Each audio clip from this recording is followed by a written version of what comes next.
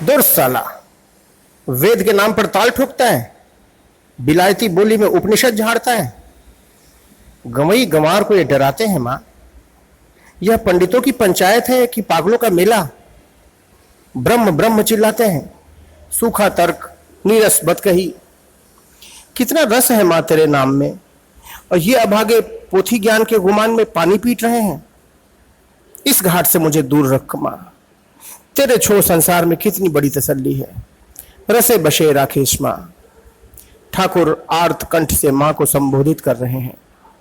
तर्क बुद्धि मुझ में घुसी कि जीवन भूसा बन जाएगा। अपने बौड़म बालक की दीनता पर दुलरा कर मां हंसी। पोथी प्रपंच से तेरा क्या लेना देना, बाजी हारे लोगों से इतना क्या डरना। कामधेनु छोड़कर ये छागल पोसने वाले लोग हैं। रस रहित गुठली चाट कर इतराने वाले अभागे लोग। घाट की सही राह का इन्हें पता नहीं है, भटकते हुए मारा मारी करते रहते हैं। तुझे घाट की राह मिल गई है, अब काहे का असमंजस, काहे की इतनी व्याकुलता। तेरे रस ही की पहरेदारी में रात दिन जागती रहती हूं, फिर भी तू कांप रहा है। मां की देहरी पर माथा टेक कर ठाकुर हुलसते नाचते अपनी कोठरी की ओर दौड़ते हैं। आश्वस्ति उपलब्ध हो गई है, मां का भरोसा।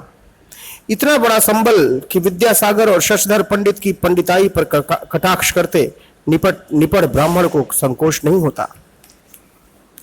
शकुन पाखी।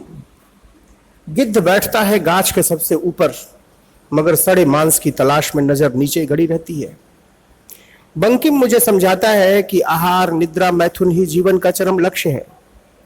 मूली खाने वाले को खीर की डकार कैसे आएगी। मैंने केशव को समझाया, तू जिसे ब्रह्म कहता है उसे ही मैं काली कहता हूं। मां शब्द कितना कोमल है, कितना आत्मीय। केशव समझ गया और उसके कंठ से मां शब्द उच्चरित होने लगा। हाजरा का वश चले तो केशव को कुजात छांट दे, केवल हुज्जत करता है, सूखा वेदांत झाड़ता है। शंकराचार्य और चैतन्य देव माता की आज्ञा पाकर घर से बाहर निकले थे। हाजरा उनसे बड़ा ज्ञानी है। मां गांव में पड़ी बेटे के लिए तड़प रही है और बेटा यहां वेदांत की दुकान छान कर बैठा है। ग्राहक की बाट जोता रहता है, पटवारी बुद्धि से वेदांत साधना चाहता है।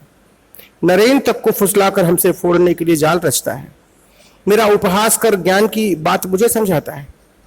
जैसे उद्धव गोपियों को समझाने गए थे वृंदावन, ऐसे कटकरेजी लोगों को देखकर हृदय जलने लगता है। वृंदावन में एक भक्तिन मिली थी, मुझे राधा कहती थी और वृंदावन में मुझे बांध कर रखना चाहती थी। मेरा मन भी ऐसा अनुरक्त हो गया था वृंदावन में कि सांवरे के गांव में बस जाने का फैसला कर लिया था। हृदय मेरे संकल्प से बड़ा दुखी था, मगर मेरे निर्णय के मुताबिक मेरे लिए उस भक्तिन ने वास व्यवस्था करा दी थी। तभी नौबत खाने की याद आई, जहां मेरी बूढ़ी मां रहती थी। मां के लिए मेरा मन बेसुध हो गया। मोह का बंधन तोड़कर वृंदावन से दक्षिणेश्वर भाग आया। ज्ञानी हाजरा को अपनी मां नहीं याद आती। मेरा नाचना गाना उसे नहीं सुहाता, मजाक उड़ाता है और नरेन को भी भड़काता है। नरेन भी उसके उकसाने पर मेरी आस्था को धक्का मारता है। जब तब घबराकर मां की शरण में जाता हूं और मां बोध करा देती है। कायस्थ का बेटा ज्ञान छाटता है, मेरी मां पर उंगली उठाता है। साले को दुत्कार कर भगाया यहां से। साला, पटवारी बुद्धि, कोरा तर्क, ज्ञान ज्ञान ज्ञान, थूकता हूं ऐसे ज्ञान पर। जान लेकर भागा वकील का बेटा मां के आंगन से। पूछता हूं इन ज्ञानियों से, मेरी मां से बड़ी है तेरी बिलायती बोली। फिर ये एक दूसरे का मुंह ताकने लगते हैं। मां के आंगन पर अंग्रेजी करो आप, साले ज्ञानी बनते हैं। ठाकुर अपने चेलों का कान फूंकते नहीं, काट लेते थे। जो एक बार इनके संपर्क में आया वह तो गया काम से। भगाने पर भी कोई भागता नहीं था। प्राण पूरी तरह परमहंस विभूति में संसक्त हो जाता था।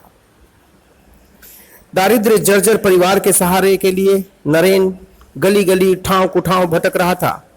ठाकुर ने सुझाया, मां से सीधे क्यों नहीं मांग लेता नौकरी। जा, मंगलवार का दिन है, मांग ले। मेरी मां किसी को खाली हाथ नहीं लौटाती। और नरेन वैराग्य, ज्ञान, भक्ति की भीख मांगकर ठाकुर के पास लौट आया। ठाकुर ने दुलराते हुए नरेन को सचेत किया, अरे जा रे नरेन, अनुकूल घड़ी है, मां प्रसन्न है, मांग ले दरिद्रता का समाधान, फिर यह मुहूर्त नहीं मिलेगा रे अभागे। मगर ठाकुर ने तो नरेन की मनोभूमि में अध्यात्म की आग लगा दी थी। नरेन मां के सामने हर बार आर्त कंठ से एक ही राग उच्चारता रहा, मां वैराग्य दो, ज्ञान दो, भक्ति दो मां। मां से नौकरी मांगने की बात नरेन हर बार भूल जाता। उसकी अवस्था देखकर मुझे अनायास हंसी आ गई तो चिढ़कर नरेन मुझे झिड़कने लगा, मेरे माई भाई अन्न के लिए तड़प रहे हैं और आप हंस रहे हैं ठाकुर। मेरी हंसी को जैसे मां ने गुदगुदा दिया हो। हंसते हुए मैंने कहा, मेरा क्या दोष है नरेन, मैंने तो तुझे मां के पास भेजा था, वहां तुझे माई भाई की याद नहीं रही, अपनी असल भूख का उपचार मां से मांगता रहा, इसमें मेरा क्या कसूर। अन्नपूर्णा तो सामने खड़ी थी, मांग लेते दाल चावल, भर लेते अपना बोरा, मैंने कहाँ मना किया था। मगर मेरा हृदय तो तेरी भूख देखकर जुड़ा गया है नरेन। भीतर से उल्लास फूटता है तो तू चिढ़ता है। चिढ़ता रहा, मैं तेरी भूख चीनता हूं नरेन, निहाल कर दिया तूने। और नरेन मुंह लटकाए हुए बरामदे में बैठा रहा। फिर जब मां ने जगाया तो बाजा लेकर मेरे सामने बैठा और अपने जादुई कंठ से मुझे पागल बनाकर कोलकाता भाग गया। हाजरा जैसा खुसट क्या समझेगा मेरे नरेन को। वेदांत की बोली उच्चारने वाला हाजरा को तो नरेन का स्वर छूता ही नहीं, पत्थर बना ताकता रहता है। अभागा क्या समझेगा हमारे बड़भागी नरेन को, कूट बुद्धि से भड़काता है। न्यांगटा से अधिक वेदांत कौन समझता है, मगर हाजरा जैसा वह काठ नहीं। मां को जब मैं अपने गवई राग में हाथ लगाता था, उसकी आंखें बरसने लगती थी। कहता था, यही उपलब्धि है वत्स। मैं निहाल हो जाता था उसे देखकर कि मां ने ऐसा वेदांत गुरु उपलब्ध करा दिया जो रोना जानता है। और केशव भी मेरी मां को मानने लगा। मगर हाजरा का ज्ञान कुछ और ही है। गर्दभ चंदन का बोझा ढोता है, वैसे ही हाजरा वेदांत बोझ लादे बगुला भगत बनकर ओसारे में बैठा रहता है शिकार की तलाश में। रामलाल चिल्लाता रहता है, मां तड़प रही है तुम्हें देखने के लिए, गांव जाकर एक बार मां से मिल आओ। मगर कौन सुनता है, अपने ज्ञान की माया के स्पर्श से बचा कर चलता है। मां की सुधि उसे हिला नहीं पाती। बौड़म लेटो हाजरा से अधिक वेदांत समझता है, गीता में जीता है, छल हो पहचानता तक नहीं। केवल त्याग, अनासक्ति, शरणागति और सेवा, धर्म का अर्थ लाटू इतना ही जानता है। अक्षर नहीं पहचानता, मगर मां का मर्म जान गया है। जयराम बाटी की बेटी ही उसकी मां है, उसी की उपासना में लगा रहता है। शशधर पंडित की तरह पंडिताई नहीं बघाड़ता।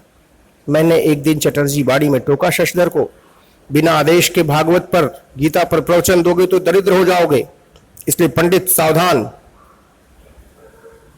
कांपने लगा।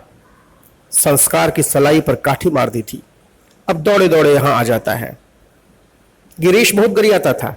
एक बार तो उसकी गाली का जवाब देने के लिए लाटू ने लाठी उठा ली थी। अब तो लाटू मुझे बताता है कि गिरीश मेरा सबसे बड़ा वकील बन गया है, मेरा पक्ष लेकर नरेन से लड़ता है। मगर हाजरा गिरीश के कान में भी फुस फुस करता रहता है। ऐसा जड़ है कि वसंत की बयार उसे छूकर खाली निकल जाती है। मुंह में सूखा वेदांत और हृदय में केवल कपट। मेरी शिकायत करते कहता है कि लड़कों को, नरेन को, काली को, शशि को, अधर को, राखाल को, हरि को, शरद को, पूर्ण को, तुलसी को, सुबोध को बरगलाता हूं। मूर्ख साधारण बात भी नहीं समझता कि अपने बच्चों की रखवाली के लिए मां ने मुझे अपना चाकर रखा है। सरल हुए बिना मां का मर्म जानना असंभव है। हाजरा तो अहंकार के ढूंढ से दबा वेदांत की आंच तापता रहता है। लड़कों का कान भरकर आनंद की हाट उजाड़ने पर तुला है। एक दिन नरेन के लिए व्याकुल होकर ब्रह्म समाज मंदिर में पहुंच गया था। बड़े जोर से डांटा मुझे उसने, लाज नहीं आती, परमहंस होकर छोकरों के चक्कर में जहां तहां पहुंच जाते हैं, कुछ भी मर्यादा बोध नहीं। देह जलने लगी उसकी बोली सुनकर। कायस्थ का बेटा मुझे बिलायती मर्यादा सिखाता है। एक दिन लाटू को डांटने लगा कि तेरे जैसा जाहिल आदमी ही उसकी छाया के साथ डोलता फिरेगा। गवई गंवार, निहायत उजबक, माताल यानी मद्यप की तरह आचरण, कोई शऊर नहीं है उसके पास, और वो परमहंस बना है। उसकी बात सुनकर उस दिन मुझे बड़ी हंसी आई थी, मगर ब्रह्म समाज मंदिर में मैंने बच्चों को जो झाड़ पिलाई, नानी याद आ गई। ओ रे अभागे, मैं नारायण की तलाश में गली गली भटकता हूँ। कोठी और नौबत खाने की छत पर चढ़कर ऊंची आवाज में तुझे हाथ लगाता हूं। जिस दिन तुझमें नारायण तत्व नहीं दिखाई पड़ेगा, यह गरीब बामन तेरे मुंह पर थूकना भी नहीं पसंद करेगा। पानी पानी हो गया उसका गुमान। अब तो भगाने पर भी घूम घाम कर माँ के आंगन में पहुंच जाता है। माँ के हुक्म से मैं नरेन और राखाल को गोद में बैठाकर संदेश और पायस खिलाता हूँ, उसी वत्सलता से जैसे माँ अपने बच्चे को स्तनपान कराती है। इसी छोर की लिप्सा इन्हें कोलकाता से दक्षिणेश्वर खींच लाती है। और एक दिन माँ ने मुझे दिखा दिया कि ये बालक जन्म सिद्ध है, माया इन्हें छू नहीं सकती। हाजरा की क्या बिसात है, सजाता रहे वेदांत की अपनी दुकान।